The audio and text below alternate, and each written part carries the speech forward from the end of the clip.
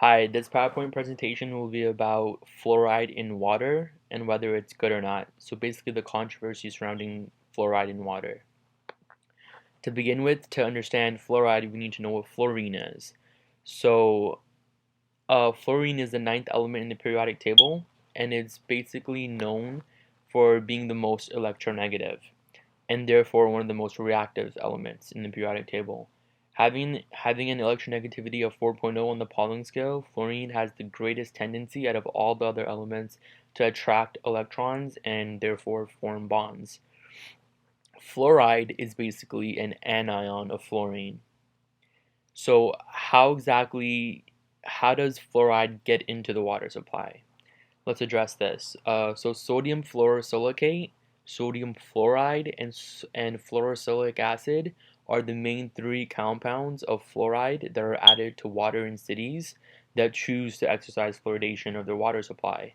So in addition to manually being inserted into the water supply, fluoride is also naturally found in the earth.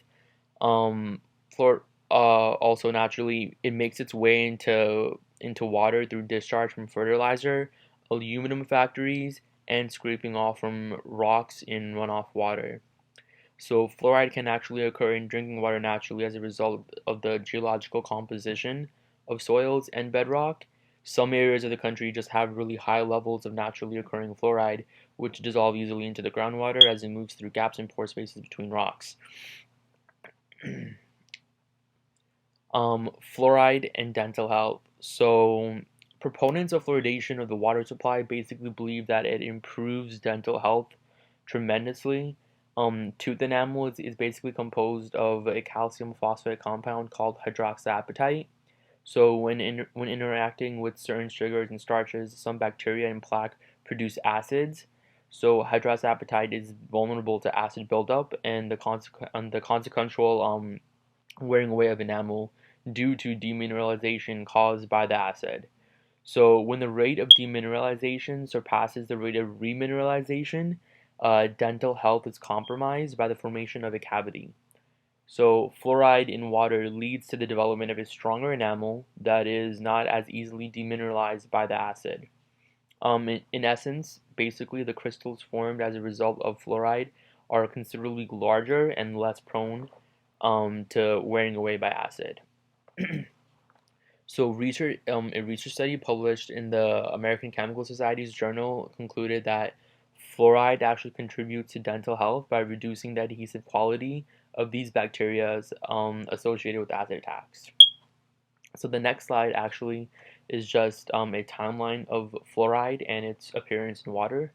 So after fluoride was initially introduced to the water supply in the 1940s, it has been researched and reported on extensively. In November of 1951, the National Research Council published a fluoridation report detailing the safety and effective nature of fluoride in drinking water. The council recommended that communities, particularly those with a large adolescent and children demographic that lack fluoride in their drinking water, should implement fluoridation of the water supply at proper levels to promote overall dental health. After the 1951 recommendation of fluoridation of drinking water by the National Research Council, the topics of water safety and oral health promotion resurfaced again in the 1970s with the passage of the Safe Drinking Water Act um, and the National Research Council's second report on drinking water and health. Basically, the Safe Drinking Water Act of 1974 federally regulated public drinking water with the aim of providing safe tap water for consumption, while the 1986 and 96 amendments extended government's regulation and mandated the Environmental Protection Agency consider risk and cost assessments when making laws. So, moving on to the next slide, basically EPA regulation is the main thing. Overall, the Safe Drinking Water Act mandated that the Environmental Protection Agency regulate and set water quality standards in the United States. Currently, the EPA has set the maximum containment level for fluoride to be at 4.0 parts per million, as seen on the slide. In addition to the maximum containment level of 4.0, the EPA has set a secondary containment level of 2.0 parts per million. The difference between the two is that the first is basically enforceable, while the second is merely recommended and it's not necessarily enforceable. So it's not like an official law. Thus, all the municipalities have to comply to the 4.0 parts per million limit, but they don't have to comply with the 2.0 parts per million limit.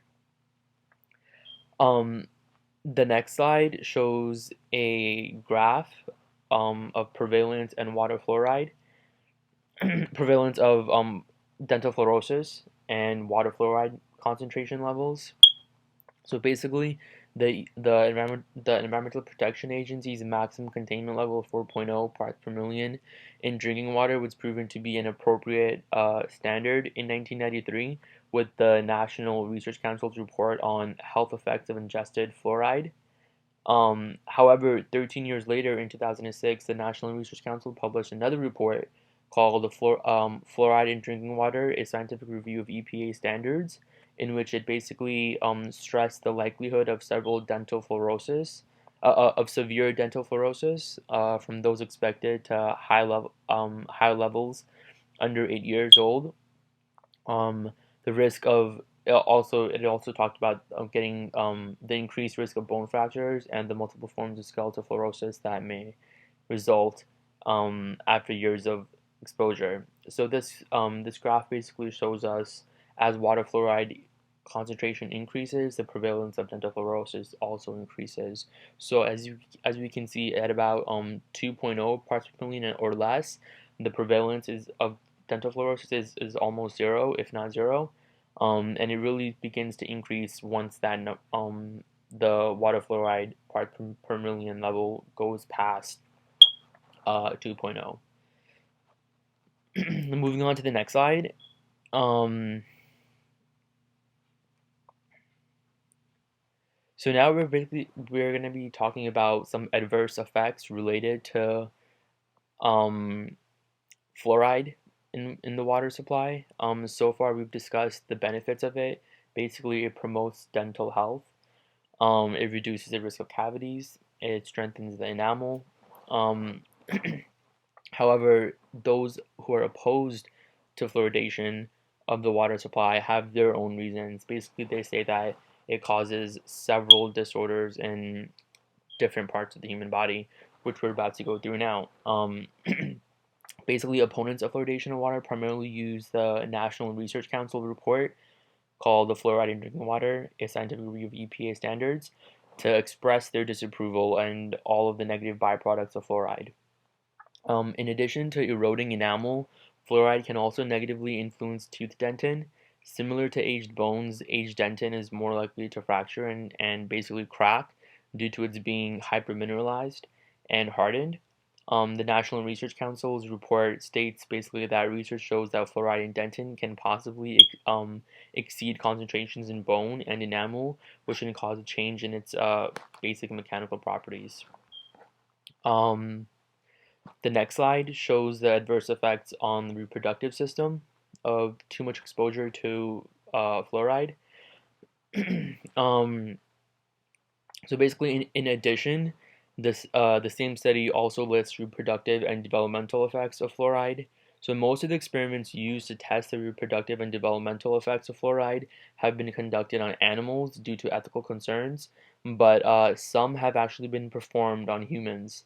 So several studies on lab animals over a varying range of fluoride concentrations from 0 to 250 milligrams per liter have mainly shown negative reproductive and developmental results, however, only at very high concentrations. And the concentrations where they showed negative adverse effects on the reproductive system were at levels that were much higher than those recommended by the EPA. The experiments performed on humans with varying fluoride concentrations have shown an association with reducing fertility and causing Down syndrome. However, these experiment designs were really limited and not quite as advanced as the ones conducted on animals, again because of ethical concerns. So Frenny's 1994 experiment made a solid attempt at trying to prove a correlation with fluoride concentrations that were 3 milligrams per liter or higher in drinking water and a decrease in fertility. So the general approach of the experiment was promising, but it needs to be improved upon by basically paying a greater attention to controlling the reproductive variables before the experiment can be accepted by the overall scientific community. Um, Although these experiments were a good initial stride, the overall experimental design needs to be improved significantly before it can be considered scientific fact. In general, the frequency of research related to fluoride's effect on human reproduction and development need to be increased in frequency, and also the quality of the experimental design must increase as well before we can make any kind of overall conclusion on the reproductive system and fluoride levels. The next slide talks about the adverse effects on the nervous system. All others also believe that fluoride in drinking water cause negative effects on the nervous system. Um, a study in China conducted in 2003 compared the intelligence of 512 kids ranging in ages 8 to 13 years old, living in the villages of Wamio and Exinahu, with high and low fluoride concentrations respectively. Basically, the results from the IQ test administered to the labs, uh, to the kids in the two villages are shown here in Figure 7-1. The two villages basically were chosen because they had the same socioeconomic background, education levels, along with the concentration of iodine and creatinine, but only differed in one aspect, which was the fluoride concentration levels in their water supply. When kids in the two villages were given the same IQ test, the kids living in the village with the low fluoride concentrations, which was Exenuahu, scored on average about 10 points higher than those living in the village with the higher concentrations, which was Wamayu. So the next slide talks about the the adverse effects of fluoride on the nervous system. So if you were to use this study alone, basically to make a decision, we could conclude that that excess fluoride limits it's this study that I just talked about the IQs. We could conclude that that fluoride in excess limits severely limits cognitive functions and reduces IQ. However, this is only one study, and there needs to be a lot more studies with stronger study designs conducted testing a similar hypotheses before we can take this as scientific fact. So when analyzed, the study basically omitted a lot of procedural designs, procedural details, and it also failed to acknowledge other factors such as stress caused by differing testing environments that can attribute to the low test scores, um, or to the varying test scores among the two cities.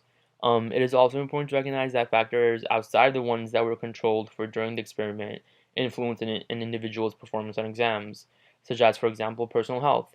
For example, individuals with conditions like hypothyroidism, hypotension, and anemia are just a few health conditions that induce lethargy and sleepiness in people, and that can, of course, negatively influence someone's IQ test performance. um, Overall, the study again needs to be conducted several more times and with closer attention to detail being paid to testing conditions and individuals in experiments before it can actually be considered substantial evidence. The next slide talks about the adverse effects on the renal system. So those opposed to fluoridation of the water supply also argue that high concentration of fluoride in drinking water is directly correlated to the formation of renal calculi, which are basically kidney stones. In 2001, there was a famous study conducted in India that examines more than 18,700 people living in areas where fluoride concentrations fell between 3.5 to 4.9 milligrams per liter. Researchers found a high risk of developing kidney stones among those living in areas with high concentrations of fluoride in drinking water. However, the study was done in India, which of course is a part of the world where malnutrition is prevalent. Malnutrition and kidney stone formation are closely associated. So this study can't really be used to make any solid overarching conclusions. Um, Especially on populations living in the United States or any other well-developed country where malnutrition isn't really a serious problem. Although the study made initial strides in investigating a relationship between renal health and water fluoride levels, it also needs to be improved upon and repeated multiple times with a much more conclusive experimental design. The next slide talks about sources of fluoride. So clearly, up to this point, we see that there's not enough evidence to completely eliminate the use of fluoride in drinking water. However, the allowed levels of fluoride in water, I feel, should be reduced. People So we do need water. We do need fluoride in our drinking water, but it can be reduced from 4 parts. My proposal is that it can be reduced from 4 parts per million to something less, about 2 parts per million. The main reason behind that is because we have a lot of different sources that we are exposed to, sources of fluoride that we are exposed to on a regular everyday basis that we don't even think about, besides the city's drinking water that contain fluoride. And basically, the next couple of slides are going to go over all the different sources where we find fluoride, and basically to reduce our chances of getting any of the above mentioned disorders or conditions that could possibly be dangerous or at risk, that we could be at risk of getting from increased exposure to fluoride, we should reduce the levels of it. So to begin with, one of the sources of fluoride is our dental products. So dental products starting from pharmaceuticals, tea drinks, and processed foods all contain fluoride. And basically, this increased exposure in modern society, coupled with the fluoride content found in the drinking water supply, it increases the risk of getting the plethora of disorders that those opposed to fluoridation in drinking water are worried about. So, basically, the majority of all toothpaste right now contain fluoride to promote dental health, and one strip of toothpaste that covers the standard length of a child's toothbrush contain about 0.75 to 1.5 milligrams of fluoride. And of course, it's no new fact that kids often swallow their toothpaste a little bit, or if not completely, while brushing their teeth, or they fail to rinse their mouths thoroughly. So that's an automatic way that kids are easily exposed to fluoride, and that's with complete ingestion of it. Um, Mouthwashes also contain about 0.25 milligrams of fluoride, and fluoride gets prescribed to those at risk of tooth decay. Fluoride gels, I'm sorry. So fluoride gels get prescribed to those people who are at risk of tooth decay, and those gels contain typically 5 to 8 milligrams of fluoride. And fluoride varnishes applied on children who are at risk of cavities have about 11 to 22 milligrams of fluoride. So because of these large fluoride exposures, children are extremely susceptible to dental fluorosis or mottling of the tooth enamel, in addition to all the other disorders that were before mentioned in the previous slides. The next slide continues to talk about the sources of fluoride besides water, and the next main source are pharmaceuticals. So several pharmaceuticals contain compounds of organofluorines, and all organofluorines, like those found in prescriptions such as Prozac or Paxil, they don't all release fluoride. Only some of them do. Certain organofluorines metabolize, and when organofluorines metabolize, they release fluoride ions, and this is often common in drugs such as cipro, voriconazole, and flecainide. So pharmaceuticals are another way that we are exposed to fluoride. The next slide talks about more sources of fluoride. So in addition to dental products and pharmaceuticals, processed foods automatically contain fluoride in them if they're made in a city in which the public water supply is fluoridated. Thus, even people who aren't necessarily residents of cities that do, I'm sorry, people who are residents of cities that do not fluoridate the water supply, they also end up ingesting fluoride through consumption of processed foods like beer, cereal, and soda, for example. For example, according to the study conducted by Hellman, published in the Journal of the American Dental Association, Coca-Cola has an average fluoride concentration of 0.70 parts per million, while Dr. Pepper also has an average of 1.02 parts per million. So processed foods, soft drinks, cereal, beer, and a variety of other foods that are processed actually contain fluoride in them because the cities in which they're manufactured fluoridate the water supply. So the next slide talks about tea. Basically, tea drinkers are another group who are at risk of high exposure to fluoride. Um, and you see a table here. The table is labeled fluoride in brewed black tea, and basically, tea plants absorb the fluoride that is naturally found in soil. According to a 2005 study by the USDA, the average fluoride content for traditional brew tea, as seen in this table, is 3.37 parts per million. For microwave brew tea is 3.22 parts per million. For tea with caffeine is 3.54 parts per million. For tea with caffeine and traditional brew is 3.73 parts per million, and for decaffeinated tea is 2.70 parts per million. Um, these levels alone, without even factoring in an individual's water intake and other exposures, are almost the maximum allowed of 4.0 by the EPA. Thus, tea drinkers are at severe risk of consuming too much fluoride. So, the next slide is basically my conclusion from all the previous slides. Um, Obviously, fluoride is important. It's an important part. It helps with promoting dental health.